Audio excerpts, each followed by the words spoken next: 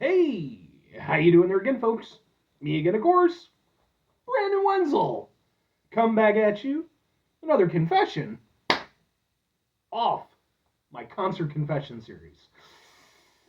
Yes, indeed, folks. Concert confession series is a vlog series I've been doing for a little while now, where I go over there and I yammer on about live music events that I've recently attended, and basically just use it as a big old soapbox to be like, hey, look at the cool things that I did. It's also an opportunity for me to go over there and confess my concert sins, to recount my recreational revelries, and to muse over my musical misadventures. Well, we'll get to that. Folks, whilst I'm doing all that, I'm in my back room today, which means we get Peter Can Thunderbolt poster over here. Peter Can Thunderbolt poster. Whilst I'm doing all that, folks, I am doing something else. What is it? Ow. I'm wearing a super cool shirt. Folks, when I wear super cool shirts, I hurt my titty. I always like to go over there and highlight my super cool shirt. What super cool shirt am I wearing for you today, though? Happens to be my Bloodywood shirt. One of a few that I have now. This was actually off of their 2023 tour. I have seen them every time that they have come to America, so I'm a big fan of theirs. If you're unfamiliar, they are a band out of New Delhi. Uh, I believe they refer to their style of music as Indian street metal, but basically it's new metal. It's a combination of, harsh vocals, clean vocals, rap vocals, but then also including classical Indian instrumentation, which is really cool. So you get like flutes and, interesting drum stuff in there. I'm a big fan of their stuff. I've seen them perform live a few times. In fact, I actually just saw them yesterday. Uh, if you happen to be interested in any of that, by the way, I do have videos of their performances I've attended. If nothing else, I'd be more than happy to point you in the right direction as far as their music goes, because I think they're absolutely incredible. But anyway, what show are we talking about? What are we doing here? So I'm not talking about the Bloodywood show. That I will be talking about at some point. But I have to go back because I went to like two shows in relatively short time. So this is actually this is going to be Concert Confessions, episode number 13, concert number 186. I am getting closer to that 200 mark, folks. Yeah! And this one was kind of an interesting one because it wasn't at a conventional venue. It was at a conventional convention venue. Yeah. So yeah, this was actually, it took place at a convention called Anime Midwest, which is a convention that I've gone to on a number of occasions in the past. I took kind of a hiatus from it, but when I saw who was going to be performing this year, I just kind of had to be there. So, who was performing? What was going on? There were more performers than this, but the main three performers that I actually attended, you had, and I got to look up his name. I apologize for any mispronunciations, but you had Raj Ramayya. I'm not again. I apologize. Schäffer the Darklord, Schäffer the Darklord, and Megaran, who is one of my favorite artists of all time. So I always try to see him whenever I can. And it was a really spiffy time, but I have a little sort of thing that I go through here where I itemize the whole experience. So let's go through that and talk about it. First thing I always like to talk about is the venue. In this case, the venue was, the Hyatt Regency O'Hare. It's a mix between a convention center and then obviously, it's a hotel. And it's where Anime Midwest has been held, I think, since its inception, at least as far as I've been going. As a venue for a show, I mean, it's obviously going to be a little bit different in terms of the vibe and stuff like that. The actual showcase itself, I was a little bit disappointed. I would have liked to have seen them in like the main ballroom for the shows. But they were in the middle ballroom, which was a step up from some of the shows that I'd seen there in the past. But and then as far as it was concerned, it was a nice enough space. Really big space, actually, like honestly way bigger than like a lot of venues that I typically attend. The sound was decent for what it was, which again, was an improvement over some of the past instances where I've attended Anime Midwest. But the sound was actually really on point this time. It's not the best sound because it's not really a concert venue, right? It's like a, convention hall where they just set up a stage and, they've got some speakers and stuff. But the sound did come through nicely, so I have no real beef with that.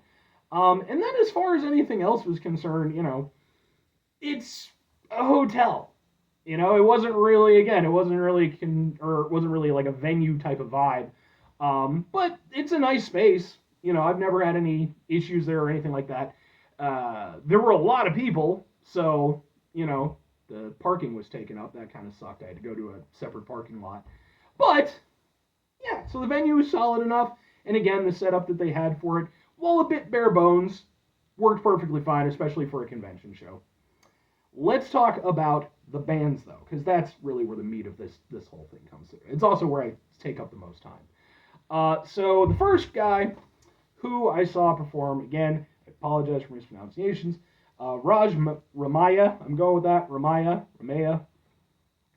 I actually didn't originally intend to attend his performance. It was only when I went over there and I was talking with Megaran before any of the stuff had been set up, where he announced that, yeah, he was actually going to be going over there and doing, a couple songs with him during his set. So I was like, okay, it's Megaran. I'll be there for that. So when, the Raj, I'm just going to go with Raj, when he went over there and actually started performing and stuff like that, that's when I became aware of his pedigree. He's actually a fairly big name in terms of, working in music within the anime sector. He's done stuff for Cowboy Bebop, FLCL, Ghost in the Shell, a bunch of stuff. I wasn't super familiar with all of his stuff, but I know FLCL, I know Cowboy Bebop, obviously. And so he went over there and he did an acoustic set where he went through and he played, some of those. As for the set itself, it was fine. I'll be honest, I'm not an acoustic set guy.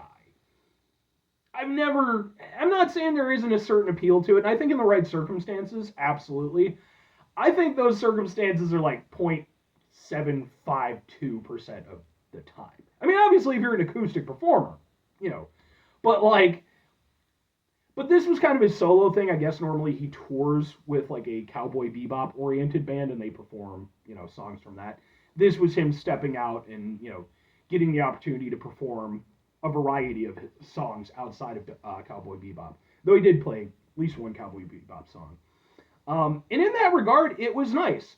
It was a little bit kind of muted because at the end of the day, it's an acoustic performance, so it's going to be a little bit more low key.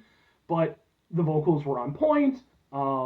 It was genuinely really cool getting to hear some of those songs live, because it's like, yeah, I mean, I grew up during that period of anime, so it was like, oh shit, yeah, man, I can jam with that.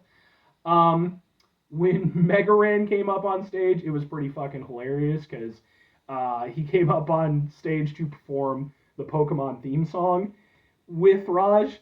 And thing about the Pokemon theme song, it's iconic, but a lot of people don't know there's 2 verses to it. And that included Megaran. So when they went to the second verse, he had to go over there and look up the lyrics on his phone. And it was just really funny. The whole show had a very casual vibe to it. It was actually really nice. Raj definitely went over there and, he popped in some jokes and stuff like that.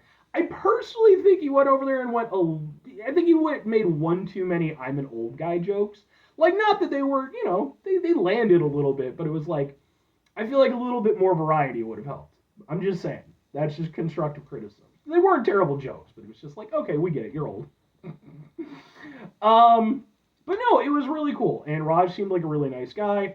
I really have no complaints with his show or anything like that. Again, I probably would have preferred seeing, with full backing band and plugged in and stuff like that. But for just being a cool acoustic set and everything, and again, getting to hear some of those classic anime themes, I was down. Let's move on to the man of the hour, the main reason why I was there, Megaran. I'm a huge fan of Megaran. For one thing, I'm a Mega Man nerd. I grew up playing the games. I've always loved that stuff. So I found Mega Ran stuff back in like my early 20s, back in kind of the earlier days of YouTube. And when I found out, hey, there's this awesome rapper who does songs about Mega Man stuff and other nerdy things, I was like, and I made it pretty quickly a mission to go out and see him perform live. And actually, the very first time I got to see him perform live was at a convention. Not Anime Midwest, but I had seen him at Midwest previously a few times. And it's always been fun. And again, it was cool to see him in this setting because, like, I think the first time I saw him, it was in a much smaller room. And, like, it was like, I feel like Mega Ran. So it's cool that, at the very least, even though he didn't get, like, the grand ballroom, he was in a nice big setup. It was really cool, man. Like, the last time I saw Mega Ran was last year, near the end of last year. I think, like, maybe around, like, I don't know, October or November. And that was not the best Mega Ran show. It wasn't his fault. There were just extenuating circumstances that kind of led to it being a little bit lackluster. So I was really kind of like, come on, let's have a really good rebound show. And absolutely, like, being in that element and being in a situation where he had more control over the circumstances of everything going on, it worked out perfectly. He did a nice mix of old and new stuff. He actually had a new album to promote. I actually have it over on the side here, which I'll talk about a little bit. So, you got some songs from that. You got some classic stuff. I will say, I'm just going to say, there's like one or two songs that I would love to see, that for a long time were part of his set. Specifically, the one that comes top of my head is Language Arts, because I love that song. It's like one of my favorite songs of his. And he used to play it at basically every show, at least every show I attended. Obviously, as he's brought in more music and stuff, he's been doing more stuff, you have to kind of filter things out. But he did still get some really good stuff from the old stuff in there. We got Splash Woman, we got Epic. I'm trying to think, what else did we get? But my brain is too tired to think. But it was really cool. On top of that, we got not only his partner in crime, Kay Murdoch, who's one of his producers, who's gone over there and helped him, create some of the music that he's created over the years, who is also an extremely nice guy. To this day, I feel terrible about the fact that the first time I got to see Mega Ran perform, again, and it was a small little convention and everything, it was my first time meeting him. I was fanboying it up, and he's like, oh, by the way, this is, Kay Murdoch. And I was like, oh, that's nice. And it was like, I had no idea who he was, I felt bad about that. Like, you don't do that anyway. You should be, polite to everybody. I wasn't impolite, but I clearly didn't give a shit about him at the time. But no, it was really cool to see him. I hadn't seen him with Mega Ran in a few years, like the last time since I'd seen them at Anime Midwest. And then as an extra special thing, they actually brought up a Chicago outfit known as the Microphone Misfits, because Mega Ran has worked with them. They've collaborated on a number of songs. So they went over there and they got up there. They did the River City Girls anthem, which is part of that actual soundtrack, which is amazing. And that was super cool. Like, the Microphone Misfits are some of the nicest fucking people. It was weird to not see them break dance, though. I have to admit, because like only part of their crew could make it, but they usually have like break dancers who, that's their dedicated role in the group. But no, that was super cool, man. And like getting to see those guys, getting to see it, it was so fucking badass, man. Really, really loved it. I have nothing. I'm not gonna say it's like my favorite Mega Ran performance I've ever attended, but it was a really good one, and it was a proper rebound from the previous show that I'd seen of his, where again things just kind of went a little bit fucky. So, absolutely. Let's talk about the final one now. Schäffer The Darklord. Why do I keep Schäffer The Darklord? Why the fuck do I keep fucking it? I was aware of Schäffer The Darklord because he is part of the nerdcore scene, and he has collaborated with a number of nerdcore artists who I follow. He's been on tracks with Dr. Awkward. He's been on tracks with Mega Ran. He's been doing it for a while now. He's, I think he's like 50 years old now. He's no spring chicken. But I will say, you never would have fucking known. The guy had stage presence up the wazoo. Like, it was badass. Like, I'll kind of go into that a little bit, but I originally didn't know if I was going to attend his set because it was after Mega Ran's, and I was kind of like, But I was like, you know what? At the very least, I'll stick around for a song or two, and we'll see how it goes. I am so fucking happy I stuck it out for that whole thing, because like I hadn't ever really dug into his actual work all that much. It was just through the collaboration stuff, and like again, when I talk about stage presence, this guy fucking nailed it. Like, it's hard enough when you're the only person up there, and you're trying to carry an entire show. This guy not only carried it, like, he demanded it from you. And that was so impressive. And again, the guy's 50 years old. At one point in time, he did a full on leap in the air, and I was like, ah! Like, I'm 38 at the moment. I ain't doing that shit. I'm not going to blow out my fucking knees. But no, like he just, and he did a nice job of incorporating, kind of like story elements to lead into some of his songs and stuff. It never felt, even though there was like a decent amount of space in between each song while he would tell these stories and stuff, it never felt like the show was slowing down. It felt appropriate to what was going on. And I loved his manic energy and just like his kind of like sort of almost quasi evil genius persona that he puts on when he's on stage. It was awesome. Like it genuinely fucking blew me away. Like it was one of those things where I was like, okay, I'm officially a fan of yours. And as much as I love the Mega Ran show, and that was still my favorite part of things. It's Mega Ran. I'm not gonna lie, performance of the night might have to go to Schäffer on that one because like for me it was such a cool like sort of shock factor of like, holy shit, man, this guy's really fucking good. So everybody involved did a fantastic job. I loved it. Let's move on real quick. Let's talk about the crowd. Convention crowds are weird because like they're, for one thing, you're competing with the convention, right? So they're never that filled out. Like I've been to one or two where it was like, okay, a decent amount of people. In this case, Mega Ran's set, I would say, was definitely the most filled. It was nowhere near filling the room or anything like that, but there was still a good amount of people there. You could tell by the time Schäffer started going, it was late in the night and people were starting to kind of head out. But he still had a decent amount of people there. Like, it wasn't like it was just me and two other people. And as far as the crowd itself was concerned, it was fine.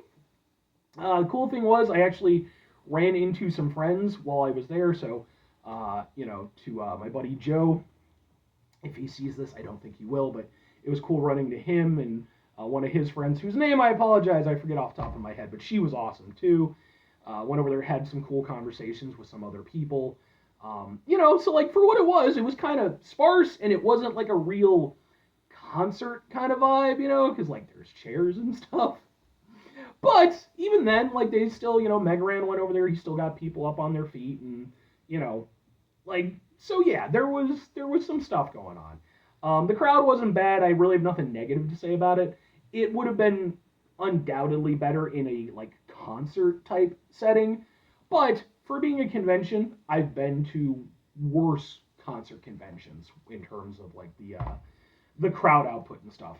So nothing negative to say about that. Let's talk about merch real quick here because I do got some merch. Merch! First thing, boom! I got, this is from Mega Ran. This is his latest album. It is Buddy's Magic Treehouse. This is his second kids album. He adopted a kid last year at the time I'm doing this, and he wanted to go over there and put out some stuff that his kid could listen to. So he put out one album already. This is his follow-up. The guy is a machine. He's constantly putting out awesome stuff.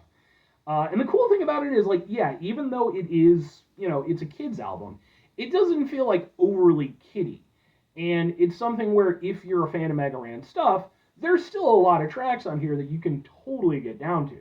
The one that he did from the album that I can think of off the top of my head was Have a Great Time. That's just a fun bop of a track. He also did one off his previous album, Gimme the Fruit, which was cool too, so very cool, and I got him to sign it. Yay! Then, boom, we got one from Schäffer The Darklord. I didn't know what album to grab, but this was his most recent album. It's called The Derelict Craft, and he himself had said this is probably the one that he's the most immediately connected to. So I was like, cool, we'll get that, and got it signed and everything like that. I haven't gone through it yet, but I'm looking forward to it. And because it's me, I went over there and I got, boom, I got a shirt specifically from, the lighting's crap, Schäffer The Darklord. I love this design. All of these things here are accessories for the original run of Star Wars figures from like back in the day. And that's actually like where the text comes from and stuff. It plays into like one of his songs. I was planning to get a shirt from Mega Ran, but he really only had one immediate design, and it didn't really like it wasn't bad, but it was to go with like the more kids album, and it was just like I always love supporting Mega Ran. I own like a shit ton of his merchandise.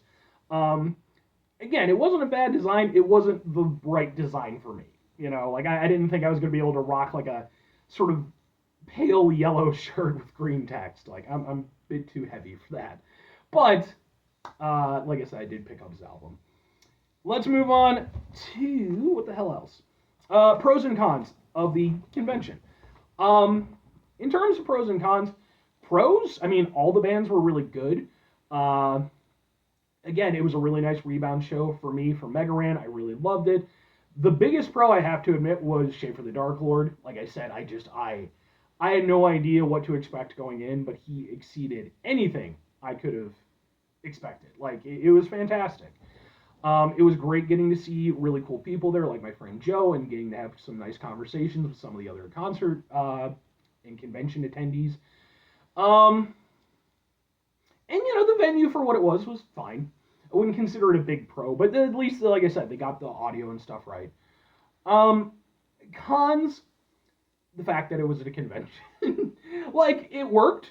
It did what it needed to do. I'm not gonna, And hey, I'm glad that they keep inviting Mega Ran back. I'm glad that he gets to play conventions. That's awesome. But there's no denying, like, when I've seen him in concert venues, it's typically a better experience, Because again, it's a combination of you're not competing with anything else, so everybody's attention is on that. And then on top of that, like it's built for a concert setting. And thing about like conventions is like convention goers, especially for like anime and comics and stuff, tend to be nerds. I'm a nerd. They're not like they're not typically the most like exuberant concert people to share it with. But again, not to say that was a huge con. The crowd was still good for what it was. So, yeah, all things concerned, let's go ahead. Let's start to finish this off. I'm going to go ahead and give it an overall grade. I think for me personally, I'm going to give this one an A minus. I think that, there was nothing like bad about it or anything. It just, again, the concert vibe or the convention vibe in the concert setting and stuff. Concert vibe in the convention setting. That's what I meant to say. That's always going to go over there and knock it down a little bit. Because, again, it does hurt the vibe. And it's not a huge deal or anything. Like, I still like going to those shows. But I do prefer the more, dedicated concert settings. All the bands were really good. If I had any criticism, it was just with Raj's set.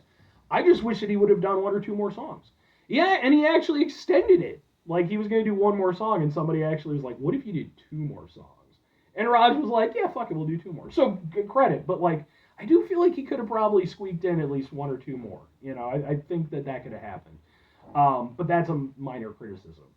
Everything else was really good, man. Like, again, no real huge beef or anything. It was a fun show.